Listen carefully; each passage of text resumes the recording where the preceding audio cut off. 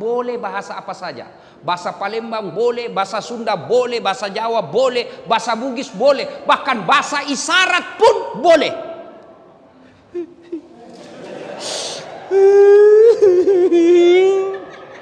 Bahasa isyarat lagi sengsara hatinya.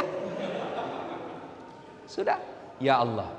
Ketika Adam alaihi salam diciptakan, lalu seluruh makhluk diperintahkan untuk hormat kepada Adam. Seluruh malaikat melakukannya. Tumbuhan binatang hormat kepada Adam. Satu makhluk Allah yang menolak, namanya iblis. Iblis ini membangkang lalu diusir keluar dari sorga. Dan sebelum keluar dari sorga dia berkata, saya akan menyesatkan anak cucunya Adam. Saya akan menggelincirkan anak cucunya Adam. Gara-gara Adam saya diusir dari sorga, maka saya akan melakukan segala upaya untuk menyesatkan anak cucunya Adam. Saya ulangi, segala upaya saya lakukan untuk menggelincirkan anak cucunya Adam. Dan salah satu di antaranya, saya akan berupaya agar mereka tidak konsentrasi dengar ceramah ketika dia dengar pengajian. Dan salah satu caranya adalah saya sibukkan dengan HP-nya. Orang-orang yang sibuk dengan HP ketika kita dengar ceramah, sesungguhnya itu tergelincir atas godaan setan. Ya pasti bi. Bagaimana caranya kau mau dengar ceramah sibuk saja begini? Hargai perasaanku bos. Jauh-jauh saya kasihan dari Sulawesi Selatan. Bapak tahu enggak saya ke sini? Naik pesawat dulu 2 jam lebih ke Jakarta. Transit berjam-jam di Jakarta, baru jam 4 subuh naik pesawat lagi ke sini. Pergi lagi ke Kayu Agung, balik lagi ke sini, ceramah menghargai undangan Bapak. Begitu saya ceramah Bapak sibuk begini. Tolong hargai perasaan saya Ibu. Ibu-ibu yang pegang HP selama saya ceramah, saya doakan suamimu kawin lagi. Mau kok? Apa? Simpan balik itu HP, simpan. Ibu-ibu, kalau ibu rekam pasti tidak jelas. Pasti suaranya tidak bagus. Kenapa? Nangkap dari sini, tidak bisa. Pasti tidak jelas. Itu upaya setan. Saya mau dengar ceramahnya Pak Ustadz supaya kalau pulang saya bisa dengar ulang. Ini ada kamera saya bawa. Suaranya jernih, gambarnya bagus. Tinggal bagaimana caranya? Ibu buka di YouTube, tulis Dasat Latif PLN Palembang. Nah, keluarlah itu. Sudah nonton jangan lupa like and share. Saya serius Pak. Kalau bisa simpan dulu HP. Saya serius. Selama Bapak pegang handphone pasti tidak konsentrasi. Simpan aja dulu ya. Sebentar aja. Ini kita dengar serius dulu ya. Sebentar. Ibu-ibu tidak usah selfie. Nanti saya layani sampai sore. Itu juga kita lagi ceramah. Selfie dong. Dia membelakang. Orang lagi ceramah dia belakangi kita. Ternyata saya dijadikan background. Kok kira saya pot bunga? Itu lihat nanti nih Pak. Saya sebenarnya tidak gagah. Lebih gagah Pak GM. Saya betul lebih gagah Pak GM dari saya. Saya tidak gagah tapi saya penuh pesona. Mana buktinya? Ibu-ibu mau foto semua toh? Sudah foto? Ulang Ustadz. Ulang lagi Ustadz. Kabur Ustadz. Ulang lagi. 5 kali diulang saya bilang dalam hati. Biar 10 kali kau ulang namun kamu yang kabur. Ayo kita simpan dulu ya. Waktu terbatas. Azhar nanti jam 15.34 ya. Jadi kita simpan dulu handphone, kita dengar ceramah dulu. Suatu kali dengar ini Bu, Nabi sholat maghrib. Assalamualaikum warahmatullah. Assalamualaikum warahmatullah. Ada sahabat namanya Sa'labah. Ini Sa'labah, kalau sahabat lain Assalamualaikum warahmatullah, bersikir dulu. La ilaha illallah wahdahu la syarikalah lahul mulku wa lahul hamd yuhyid wa yumit wa huwa ala kulli syai'in qadir. Minimal 11 kali. Ini Sa'labah, Assalamualaikum warahmatullahi wabarakatuh, langsung lompat. Begitu bapak-bapak tuh. Ini Sa'labah langsung lompat.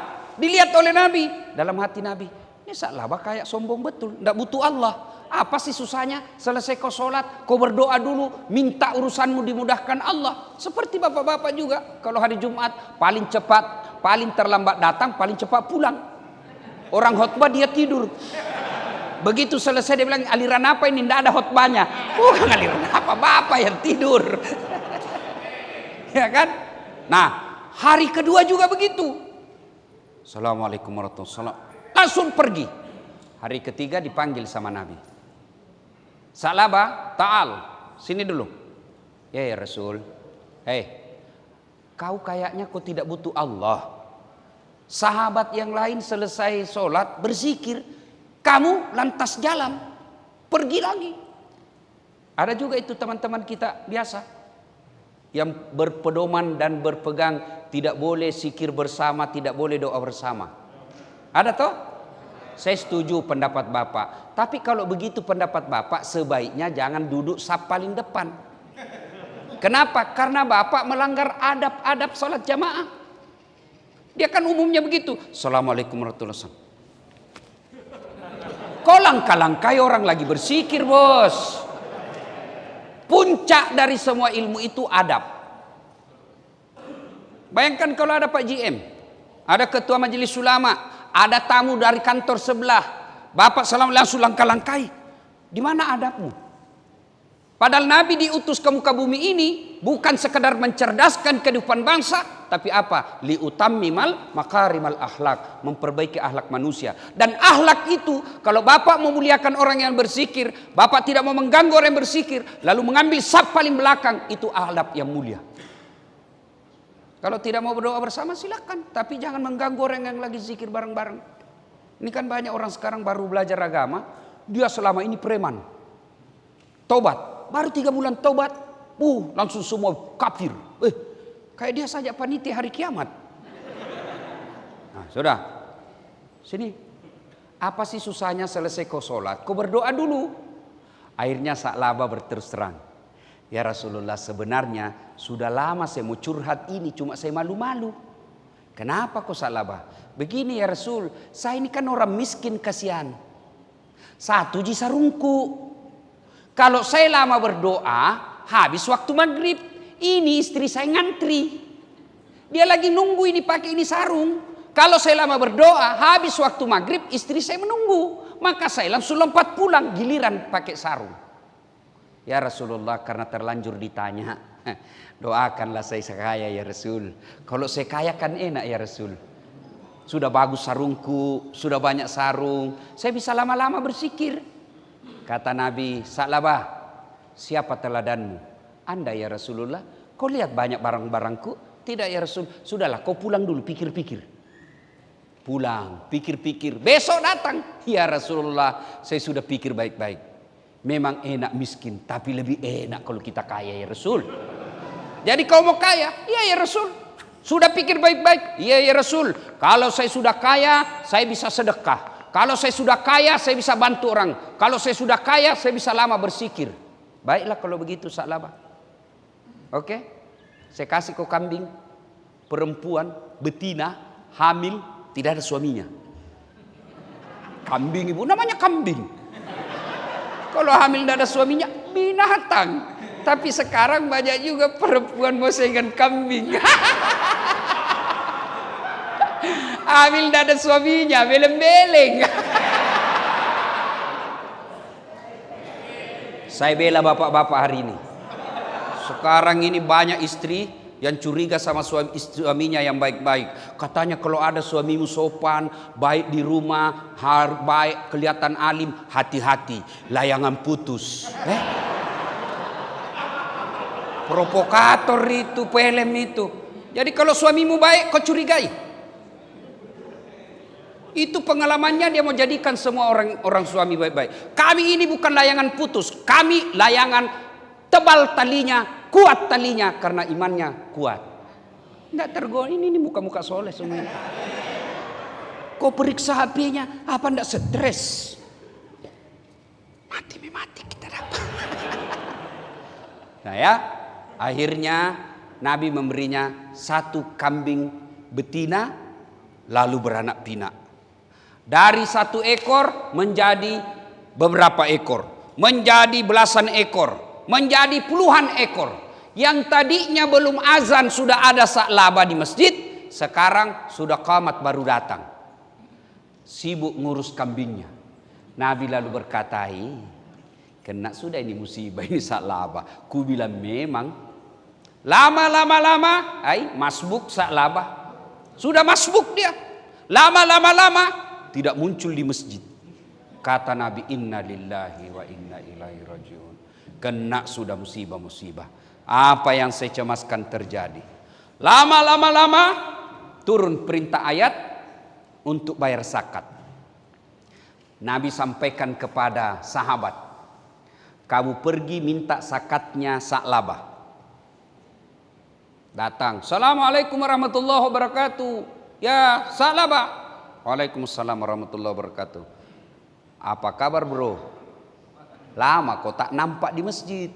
Kau dicarinya oleh Rasulullah. Sibuk bos. Kau lihat nih kambing-kambingku ini banyak sekali. Tidak bisa lagi kurus. Tak ada waktu ke masjid. Oh begitu. Tapi sekarang saya diperintah oleh Rasulullah untuk menagih pajak. Zakat. Keluarkan zakatmu. Mendengar ini, apa kata Sa'labah? Enak aja. Saya setengah mati kerja. Dari jam 6 saya sudah keluar. Kadang kala ceklok. Terlambat ceklok. Makan seadanya di kantor. Kerja setengah mati. Ini mata jadi buram lihat monitor laptop. Kamu datang minta 2,5%. Siapa kok? Begitulah kira-kira bahasanya Sa'labah. Saya setengah mati. Gara-gara ini kambing saya tidak datang jamaah. Kau datang minta. Nggak. Wah, disampaikan ini kepada Nabi. Nabi katakan innalillahi. Musibah sudah Sa'labah. Utus kedua kalinya tetap tidak mau. Utus ketiga kalinya tetap tidak mau. Lalu Nabi katakan sudah, tidak usah lagi kau minta. Selesai. Akhirnya turun ayat. Ayat itu kurang lebih menyindir Sa'labah. Yang kurang lebih menerjemahkan bahwa ada di antara kalian ketika miskin hamba Allah, kaya hamba harta. Ayat ini disampaikan Sa'labah. Sa'labah, ada baru ayat turun seperti ini. Miskin hamba Allah, kaya hamba harta. Kau aja dikena ini di Madinah. Satu-satunya ayat menyindir kau. Kau ini dah kena. Sa'labah istighfar. Astagfirullah. Lalu dia ambil zakatnya. Dia bawa ke Nabi.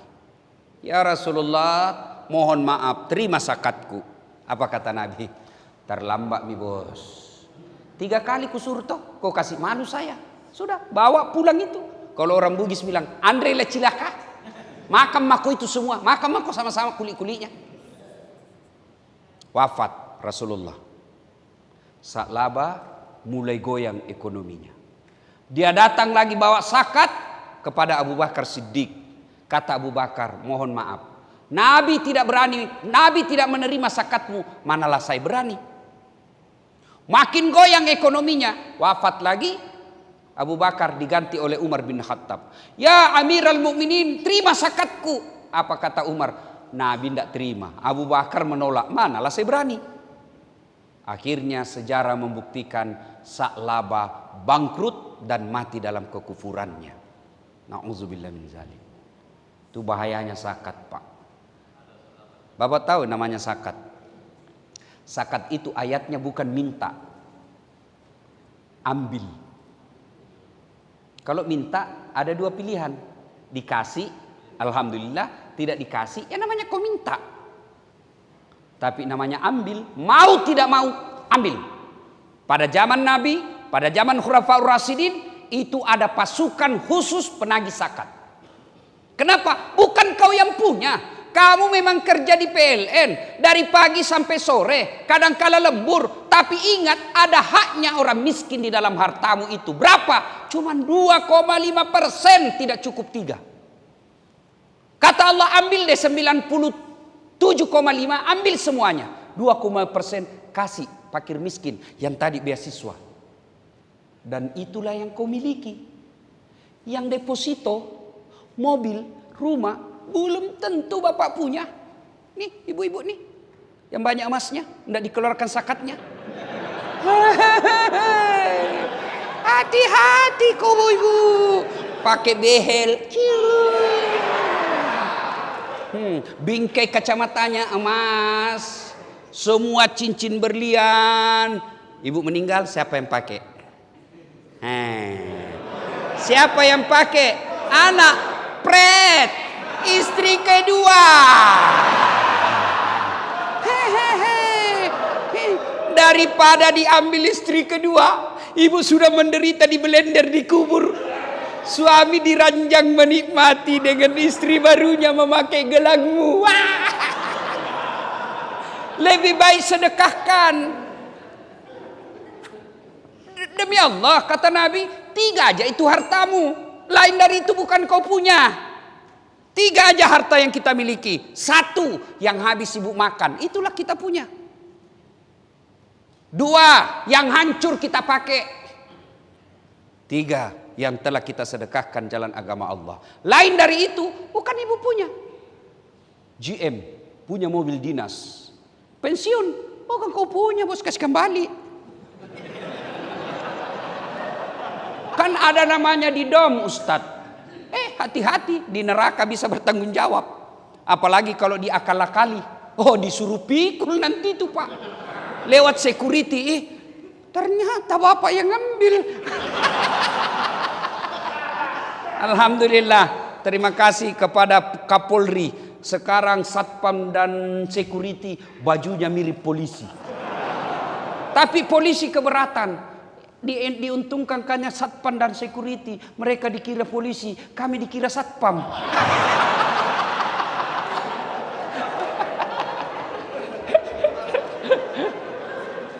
Nah, ibu bapak saudara-saudara sekalian, saya kasih contoh ya, supaya lebih gampang kita bicara zakat. Ya.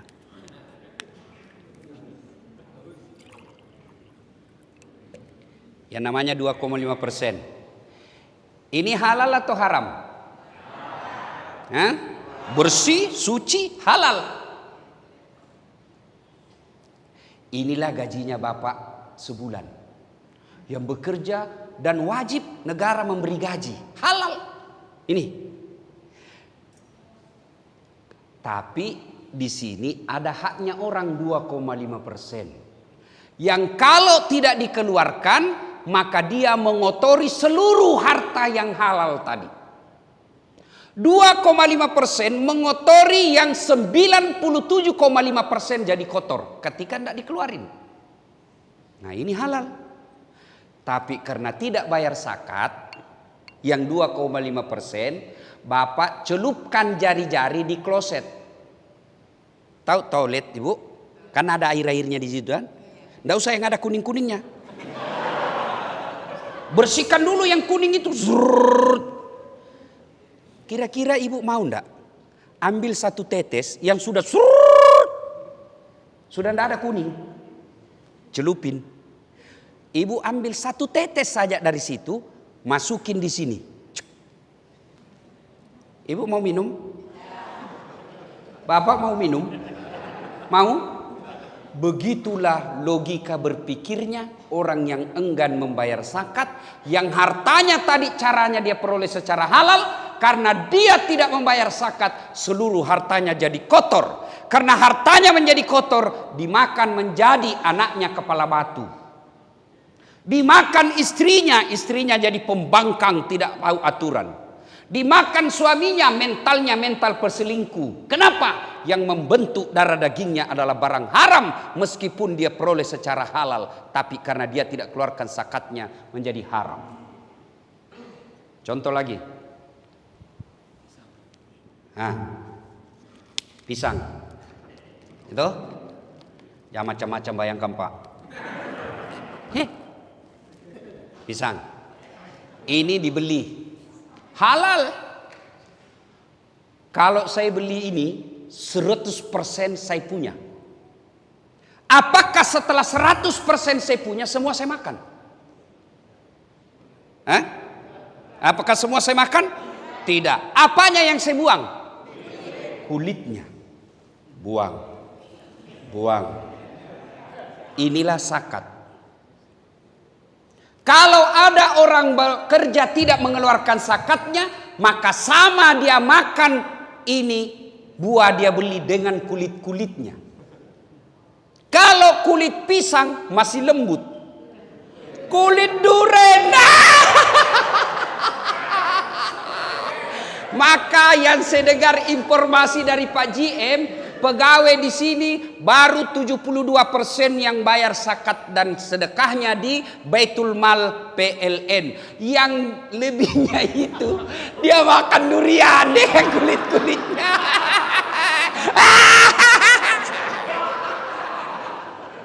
Contoh ketiga. Hah? Nih ibu-ibu nih. Contoh ketiga. Beli kain.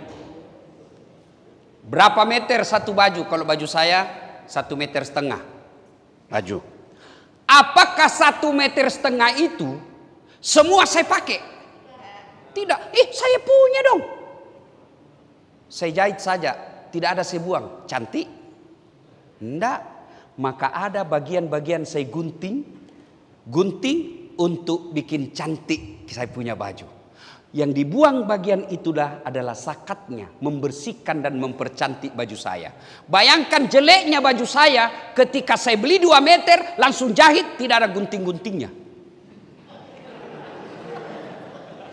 Begitulah perumpamaan orang yang tidak mau membayar zakat. Ini kan harta saya. Contohnya itu salabah tadi. Saya setengah mati kerja. Gara-gara ini kambing saya tidak ke masjid. Kau datang enak-enak. Siapa kau cowok? Kira-kira begitu bahasanya orang PLN. Saya setengah mati kerja. Masa kau datang minta-minta? Ustaz, nanti ini yayasan salah gunakan. Bukan tanggung jawabmu. Yang penting kau keluarkan. Dan orang yang menyalahgunakan zakat, hati-hati bos. Hati-hati. Pelihara anak yatim. Anak yatimnya tetap sengsara. Ketua yayasannya yang kaya. Hati-hati. Maka zakat itu sangat diperhatikan. Bapak tahu ada ayat yang saya yakin Bapak semua hafal. Siapa yang hafal itu ayat? Semua hafal. Al-Ma'un, pendusta agama. Satu di antaranya yang enggan membayar zakat. Hati-hati.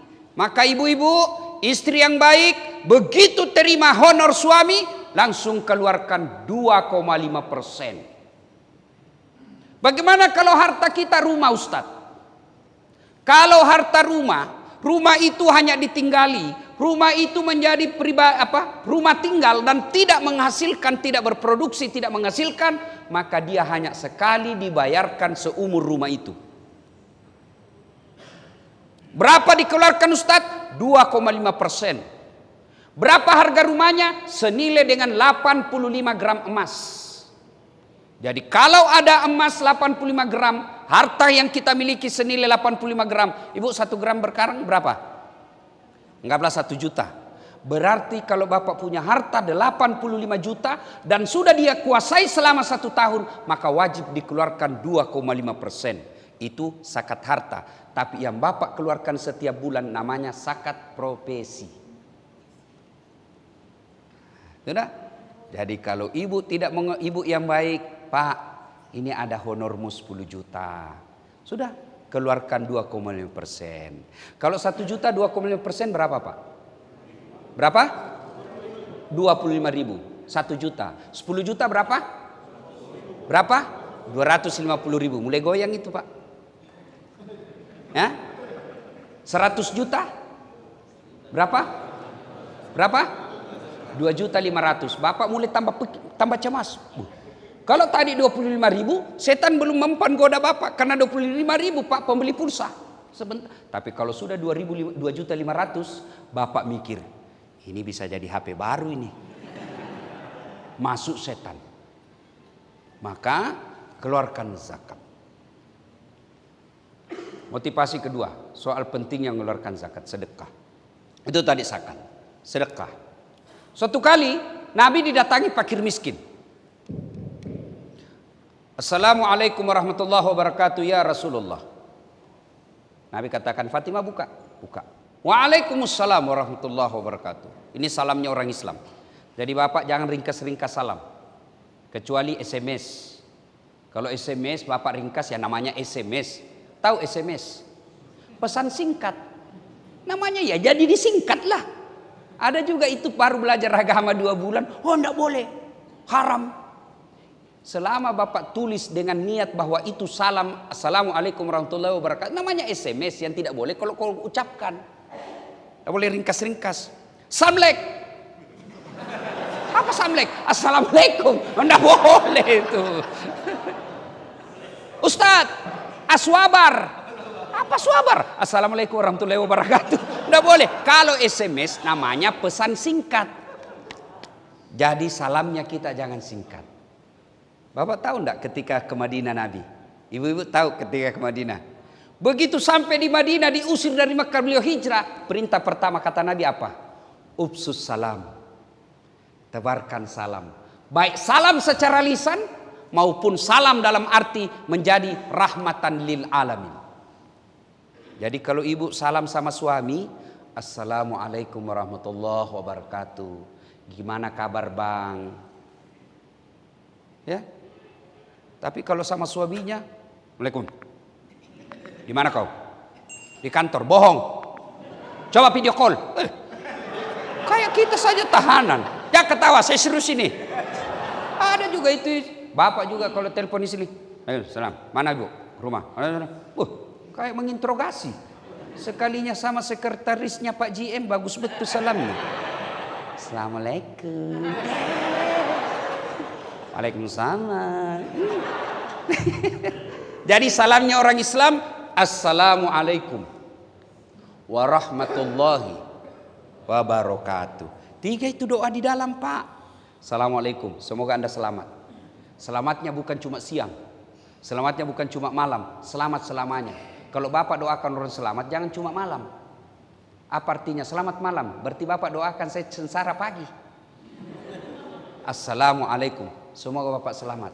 Warahmatullahi, rahmat Allah menyertaimu. Kasih sayang Allah menyertaimu. Wabarakatuh, berkah Allah menyertaimu. Apa itu berkah? Hartanya sedikit tapi selalu fisabilillah. Itu namanya berkah. Cuma biasanya kita orang baik-baik salam, assalamualaikum warahmatullahi wabarakatuh. Kita cuma salam. Ulama salam baik-baik, lengkap, tidak dihargai. Burung beo, Assalamualaikum, Assalamualaikum. 15 juta harganya Pak. Ini ulama khotbah 30 menit, bagus lagi ayatnya, 150.000. Pelan-pelan juga bos. Nah, Nabi lalu berkata, Fatimah buka. Ya Rasulullah, saya sudah lapar sekali nih kasihan. Sudah beberapa kali saya tidak ketemu roti dan makanan lainnya. Adakah bisa dimakan di rumah ya Rasul? Kata Rasulullah, maafkan saya. Saya pun dalam posisi lagi tidak ada makanan di rumah. Saya juga lagi tidak ada duit. Saya miliki. Fatimah, tolong berikan orang ini jubah saya. Tahu jubah ibu? Tahu jubah?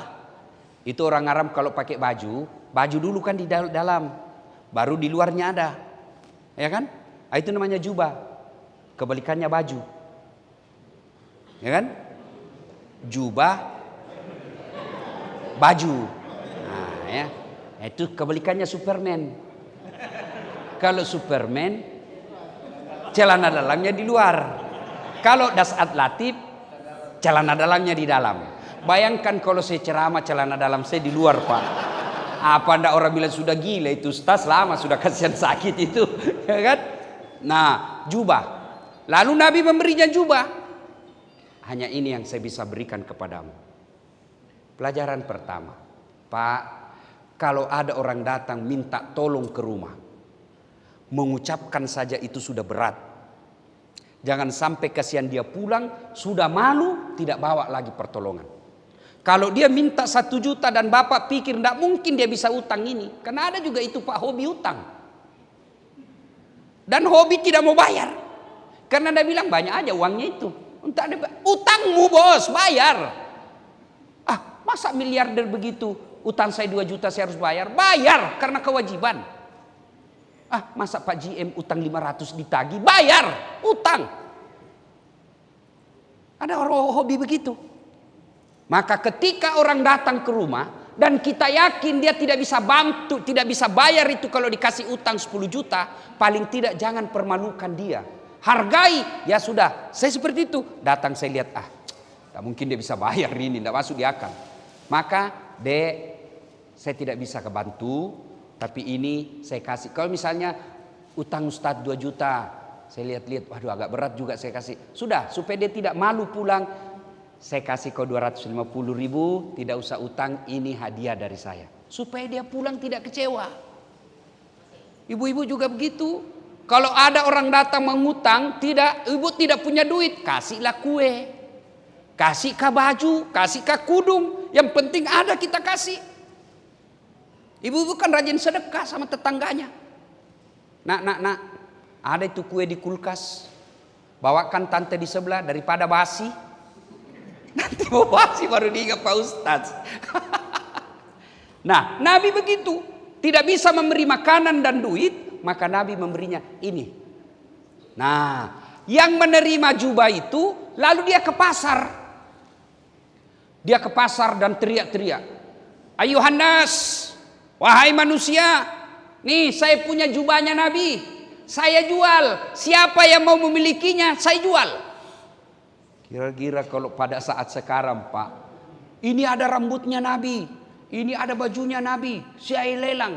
Miliaran pun, triliunan pun barangkali ada yang mau beli. Pada zaman itu, sahabat pun mendengar. Salah satu adalah penduduk Madinah yang gangguan matanya, gangguan penglihatannya. Lalu dia bilang ke budaknya, bukan pembantu. Ibu, beda pembantu dengan budak. Kalau pembantu itu, Bu, digaji tiap bulan. Dan kalau tuan rumahnya cerewet, dia punya hak berhenti. Berhenti, saya cerewet sekali soal istrinya itu. Nggak ada, tenang lihat kita kalau duduk-duduk, maunya kita kerja terus. Punya hak berhenti. Budak hak milik, sama handphone, mau dibanting, mau dijual, mau diapa, hak milik. Budak itu hak milik. Lalu orang yang gangguan matanya ini berkata kepada budaknya, "Kalau kau berhasil belikan saya itu, saya bebaskan kau, saya merdekakan kamu." Dia ke pasar dan alhamdulillah berhasil membeli baju itu, jubah itu, lalu dibawa ke tuannya. "Tuan, alhamdulillah saya berhasil membelinya. Saya merdekakan kamu. Sekarang kau bukan budak saya." Lalu yang gangguan matanya diambil jubahnya Rasulullah, dia selawat sebanyak-banyaknya, dia berdoa kepada Allah, dengan izin Allah dia gosok-gosok terus dengan jubahnya Rasulullah, dengan izin Allah bagus penglihatannya, sembuh. Lalu setelah sembuh dia gembira. Dia datang kembali ke rumah Rasulullah. "Ya Rasulullah, mata saya sudah sembuh. Berkat izin Allah saya gosok dengan baju ini, saya kembalikan baju ini." Akhirnya baju itu kembali dimiliki Rasulullah. Lalu Rasulullah memanggil anaknya Fatimah, "Anakku, sini kau lihat. Ini hebatnya sedekah. Coba kau lihat ini sedekah. Dia kembali lagi ke saya. Tapi sebelumnya dia memanfaat sedekah ini kepada orang. 1, dia mengenyangkan perut kosong tadi. 2, dia memerdekakan budak. 3, menyembuhkan orang sakit. Hebatnya yang keempat, dia kembali kepada pemiliknya." Demi Allah, sedekah yang Bapak keluarkan bukan untuk yang Bapak kasih. Ibu bersedekah kepada tadi anak sekolah ini, bukan ibu kasih ke dia, tapi apa? Ibu pada hakikatnya mengembalikan harta itu ke dirinya, sepemberi.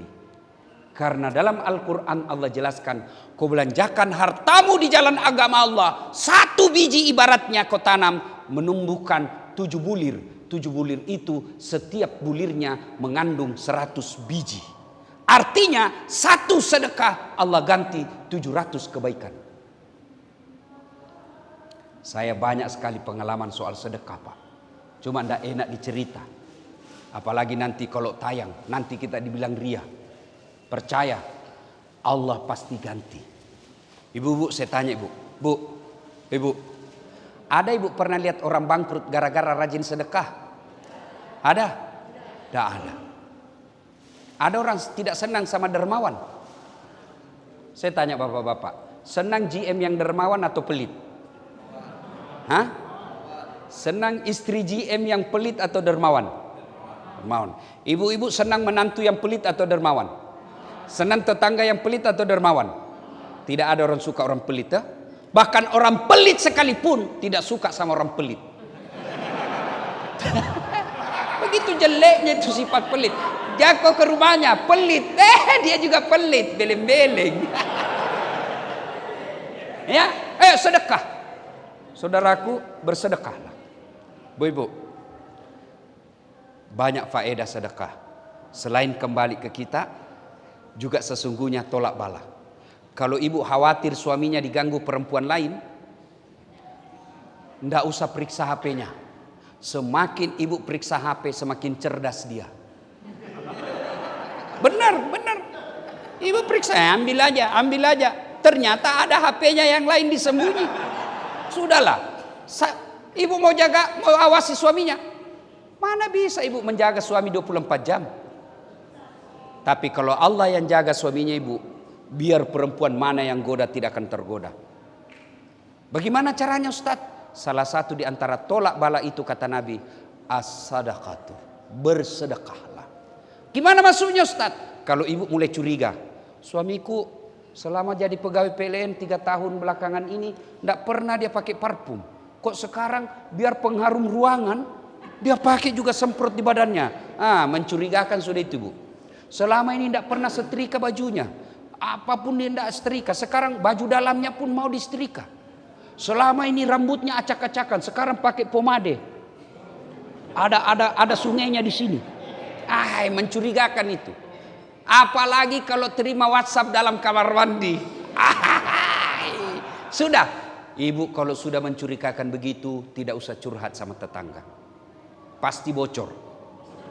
Tidak usah curhat di medsos. Tak kusangka kau begitu. Pret. Daripada curhat di medsos, ibu curhat kepada Allah. Ibu datang kepada Allah dalam salat hajat. Ya Allah, zat yang membolak-balikkan rasa cinta dalam hati suamiku. Tidak mungkin aku bisa menjaga cintanya. Balikkan perasaan cintanya kepadaku. Buat dia sengsara hidupnya kalau dia tidak lihat saya 1 hari. Begitu lagi ngetik sengsara hatinya. Halo sayang. Ya Allah, ini ada duitku 1 juta. Saya tolak bala, saya bawa ke anak yatim piatu. Tolak bala, mudah-mudahan 1 juta itu suamiku terhindar dari wanita jahat. Bismillah. Coba ibu amalkan. Yang jadi masalah kalau suaminya juga bangun sholat tengah malam. Dia juga berdoa kepada Allah. Ya Allah, capek sudah saya lihat istri saya. Marah-marah aja kerjanya ya Allah. Ada duit, tidak ada duit, marah aja kerjanya. Cepat pulang dicurigai. Pulang cepat dicurigai. Terlambat pulang lebih-lebih dilempar saya ya Allah. Karena doa itu Pak, boleh bahasa apa saja. Bahasa Palembang boleh, bahasa Sunda boleh, bahasa Jawa boleh, bahasa Bugis boleh. Bahkan bahasa isyarat pun boleh.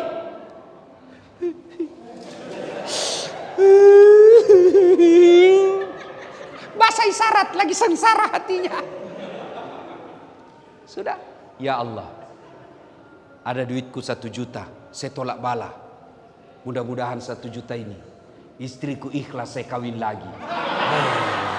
Bingung malaikat, yang mana ku kabulkan? Ayo sedekah. Ibu-ibu kemana-mana dokter belum sembuh, memang bukan dokter yang menyembuhkan kita. Bapak-bapak kemana-mana dokter tidak sembuh-sembuh, bahkan dokter memang bukan dokter sembuhkan kita. Dan saya Pak GM, sepanjang hidup saya belum pernah ketemu dokter yang hebat. Kenapa? Begitu saya ke dokter Pak, saya juga yang kasih tahu penyakitku. Yang hebat itu baru dia lihat, dia sudah tahu penyakit saya. Itu hebat itu. Ini kan tidak. Assalamualaikum dok. Waalaikumsalam. Ustaz masuki. Kenapa Pak Ustadz? Ini dok, sudah 2 hari mencret. Kenapa bisa Pak Ustadz? Dalam hatiku ya urusanmu, kau dokter. Masa saya lagi kau tanya? Diperiksa, tok, dikasih obat. Pak Ustadz kembali lagi 3 hari yang akan datang. Kenapa disuruh kembali? Mau dilihat reaksinya ini obat, cocok atau tidak. Itulah sebabnya beda umur, beda berat badan, beda dosis. Kenapa? Karena ini uji coba, mau dilihat cocok enggak ini dengan ilmu yang diterima selama ini. Kalau tidak ganti lagi, bukan karena dokter mau ngambil duitnya Bapak, tidak. Namanya di prediksinya, diagnosanya ini, ini cocoknya ini. Ternyata tidak cocok, ganti lagi. Yang hebat itu dokter baru masuk, pasti komen cerit Ustaz. Nah itu hebat itu Pak. Allah. Ayo Bu, Allah. Tanpa diberitahu, Allah tahu penyakitmu. Tanpa diberitahu, Allah tahu apa solusinya. Maka ketika ada masalah penyakit, ibu karena pelit, sudah ke dokter kiri kanan dikasih obat, tidak sembuh-sembuh, bapak pelit, sedekah. Sedekahlah. Saya niat sedekah ini, mudah-mudahan saya sembuh dari penyakit saya.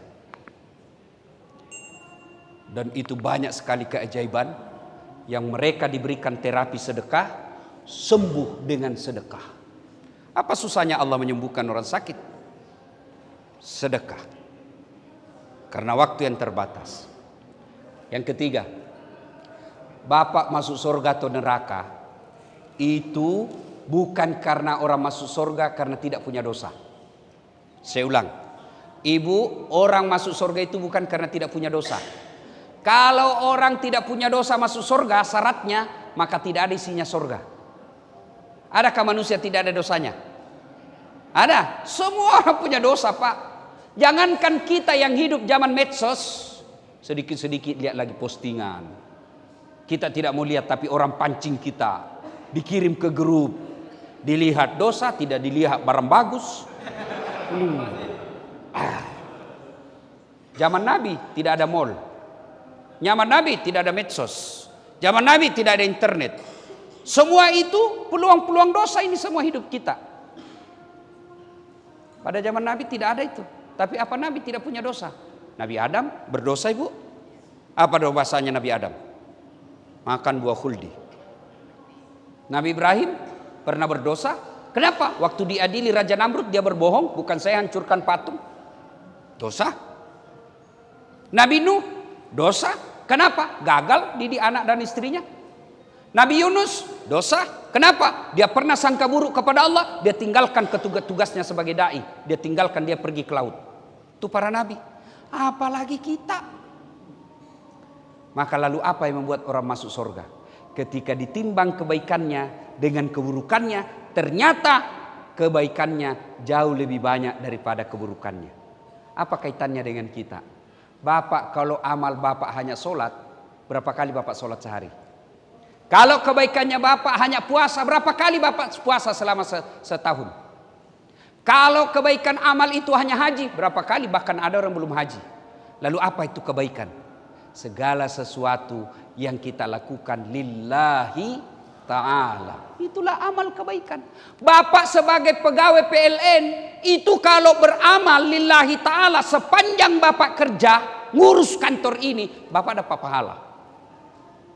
Gimana caranya Ustaz? Bapak setiap keluar rumah, wudu, tutup auratnya, menghadap kiblat, sebelum keluar baca doa. Inna sholati wa nusuki wa mahyaya wa mamati lillahi rabbil alamin. Bismillahi tawakkaltu ala Allahi la haula wa la quwata illa billah. Kalau bapak baca ini, apalagi ada wudu, pakaian yang menutup aurat, kata Nabi, langkah kaki kananmu satu pahala, langkah kaki kirimu gugur dosa kecilmu. Coba bayangkan kalau bapak kerja 200 meter dari sini, 1 kilo dari sini, berapa langkah kaki itu Pak?